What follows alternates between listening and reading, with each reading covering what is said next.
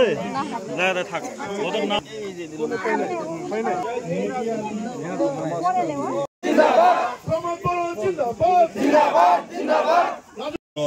সম্মানীয় general secretary Amarjit বসুমতারি ডাঙরিয়া আমার UPPL কেন্দ্রীয় জিন্দাবাদ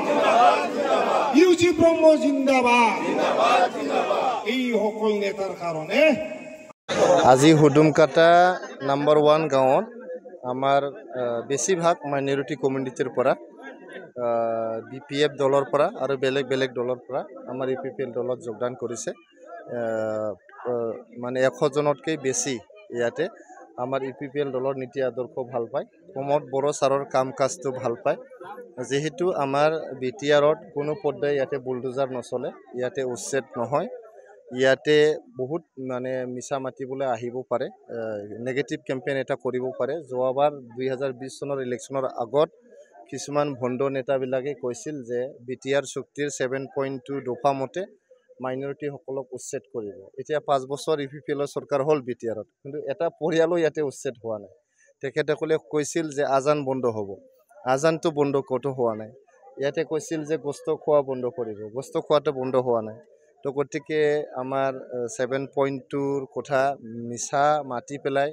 ৰাইজৰ ভোট ল'লে কিন্তু একোটো কাম কৰি দিব নোৱাৰিলে চৰাইবিল সমষ্টিত এতিয়াও বিপিএফৰ এমচিএলএ আছে এই এমচিএলএ একো কাম কৰিব পৰা নাই যোৱা 10টা বছৰ ধৰি তেখেতে এমচিএলএ হয় বৰংচ ইয়াতে 4বাৰ বিপিএফে জিকিলে চৰাইবিল সমষ্টিত কিন্তু চৰাইবিল সমষ্টিৰ উন্নয়নৰ বহুত বেয়া অৱস্থা এতিয়া দলং নাই ৰাস্তা নাই য'তে যাওঁ চেনগ্ৰেভেল বিচাৰে দলং বিচাৰে তো 20 বছৰত বিপিএফে কি কৰিলে যদি ৰাস্তাও নাই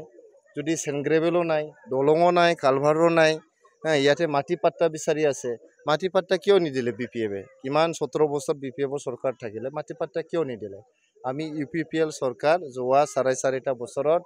প্ৰায় 3.5 লাখতকৈ অধিক পৰিয়ালক আমি মাটি পাট্টা প্ৰদান কৰিলোঁ তেখেতসকলে 17 বছৰত 17,000 পৰিয়ালকো মাটি পাট্টা দিব পৰা নাই গতিকে ৰাইজে বুজি পাইছে ইয়াতে UPPL model of politics UPPL মডেলটো হ'ল শান্তিৰ মডেল উন্নয়নৰ মডেল ন্যায়ৰ মডেল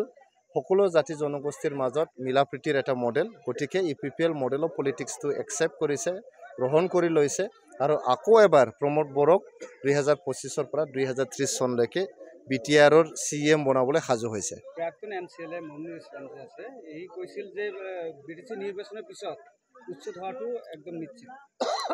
এইটো মমিনুৰ ইছলামে কেনেকৈ গম পালে এই গণনা হয় নেকি আগতো কৈছিল মমিনুৰ ইছলামে 2020 চনত যে ইউপিপিএল চৰকাৰ হ'লে উচ্ছেদটো নিশ্চিত বুলি তো আগৰ 2020 চনৰ আগত যে কৈছিল যে উচ্ছেদটো হ'বই নিশ্চিতভাৱে ইউপিপিএল চৰকাৰ হ'লে এতিয়া ইউপিপিএল চৰকাৰ 5 বছৰ হ'ল তো এটাওতো উচ্ছেদ হোৱা নাই তো মমিনুৰৰ নিচিনা মিছলীয়া মানুহক মই ইয়াতে ৰেছপন্ড দিব নিবিচাৰোঁ আৰু আজি তেখেতৰ নেতৃত্ব একো নাই গতিকে তেখেতক ৰেছপন্ড দি পেলাই কি লাভ হ'ব আমাৰ বিৰোধীয়ে প্ৰশ্ন উত্থাপন কৰি আছে যে আপোনালোকে উচ্ছেদৰ বিষয়টোক লৈ কোনো ধৰণৰ মাত মাতা নাই উচ্ছেদ হোৱাই নাই যেতিয়া আমাৰ বিটিআৰত মাত মাতিবলৈ কি কৰিব লাগে বিটিচিত আমিতো বিটিচিৰ বাহিৰত কাম কৰিব নোৱাৰোঁ ইউপিপিএল দলটো হ'ল বিটিচিৰ দল বিটিআৰৰ দল বিটিআৰৰ ভিতৰত কিবা এটা হ'লে তাৰ বিৰুদ্ধে আমি মাত মাতিম তাৰ বিৰুদ্ধে থিয় হ'ম ৰাইজক ন্যায় দিম ইয়াতে যেহেতু আমি বুলডোজাৰটোৱে বেন কৰি দিছোঁ ইয়াতে উচ্ছেদ কৰাৰ কোনো প্ৰশ্নই নুঠে এতিয়া বিটিআৰৰ বাহিৰত যি হৈ আছে এইটো বিটিআৰৰ বাহিৰৰ মানুহে চম্ভালিব লাগিব তাৰ নেতৃবৃন্দই চম্ভালিব লাগিব তাত যোনে যোনে মানুহ আছে তাতে যাব লাগিব ইয়াতে বিটিচিৰ বাহিৰৰ যে ইস্যু ইয়াতে বিটিচিৰ ভিতৰত টানি আনিলে কি লাভ আছে ইয়াতে আন্দোলন কৰিলে ইয়াতে মিছিল কৰিলে ৰেলী কৰিলে কি লাভ আছে য'ত উচ্ছেদটো হৈছে তাতে ৰেলীটো পাতিব লাগে তাতে মিছিলটো পাতিব লাগে বিলাসীপাৰাত হৈছে বিলাসীপাৰাত কৰিব লাগে চাপৰত হৈছে চাপৰত কৰিব লাগে গোৱালপাৰাত আমি প্ৰতিবাদ কৰিব লাগে তো তাকে নকৰি পেলাই আমি তাতে প্ৰতিবাদ নকৰি ইয়াত আমাৰ বিটিচিত বা বড়োলেণ্ডত প্ৰতিবাদ কৰিলে কি লাভ হ'ব তাতে আমি কৰিব লাগে দিছপুৰত কৰিব লাগিব দিছপুৰৰ পৰা সেইবিলাক জিলা মানে কিবা হয় এডমিনিষ্ট্ৰেট হয় গতিকে দিছপুৰত আমি মাত মাতিব লাগিব দিছপুৰত আমি আন্দোলন কৰিব লাগিব গতিকে ইয়াতে কোকৰাঝাৰত গোসাইগাঁৱত ভাওৰাগুৰিত হুডুমকাটাত আন্দোলন কৰিলে দিছপুৰে কেনেকৈ শুনিব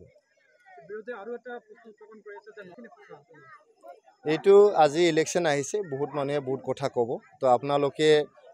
গণতন্ত্ৰৰ চতুৰ্থ স্তম্ভ হয় আপোনালোকে এইটো সঁচা মিছা আপোনালোকে ইনভেষ্টিগেশ্যন কৰক ক'ত এভিকশ্যনৰ নটিচ আহিছে আপোনালোকে চাৰ্কেল অফিচত যাওক আপোনাৰ লেণ্ড মাটিৰ অফিচত যাওক, মণ্ডলৰ লগত কথা পাতক, ক'ত উচ্ছেদৰ জাননী আহিছে, এইটো ইলেকশ্যনৰ কাৰণে বন্ধ কৰিছে, ক'ত হৈছে, এইটো আপোনালোকে উলিয়াই দিয়ক, আপোনালোকৰ দায়িত্ব আছে এইটো। যদি বিৰোধীৰ কথা কৈ পেলাই আপোনালোকে প্ৰশ্নবিলাক সোধে কেনেকৈ হ'ব? আপোনালোকে নিজেই যদি বিৰোধী হৈ যায় এইটোতো ঠিক নহয়। আপোনালোকে গণতন্ত্ৰৰ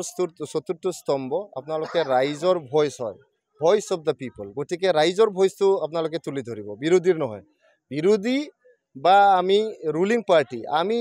মোকাবিলা কৰি ল'ম, আপোনালোকে ৰাইজৰ আৱাজটো উঠাওক। আমি ৰাইজক প্ৰতিশ্ৰুতি দিছোঁ, যেনেকৈ আমি 2020 চনৰ পৰা 2025 চনলৈকে এটা পৰিয়ালৰ উচ্ছেদ হ'ব দিয়া নাই, কোনো জাতি জনগোষ্ঠীক আমি তেনেকুৱা বেয়া কাম কৰা নাই। তেখেতসকলক শান্তিত ৰাখিছোঁ, তেখেতসকলৰ উন্নয়নৰ চোৱা চিতা কৰিছোঁ। প্ৰত্যেকটো জাতি জনগোষ্ঠীৰ ভাষা, সংস্কৃতি, পৰিচয় সকলোৰে আমি ইয়াতে উন্নয়ন কৰাৰ কাৰণে কাম কৰিছোঁ। গতিকে আমি 2025 চনৰ পৰা 2030 চনলৈকে প্ৰমোদ বড়োৰ নেতৃত্বত যি চৰকাৰ আছে তাতে আৰু বেছিকৈ উন্নয়নৰ জয়যাত্ৰা হ'ব, তাতে শান্তিটো সুদৃঢ় হ'ব, চিৰস্থায়ী শান্তি আহিব আৰু ৰাইজে সকলোৱে সমিল মিলে থাকিব আৰু আমি সকলোৱে মিলিজুলি মানে ইয়াতে বসবাস কৰিম।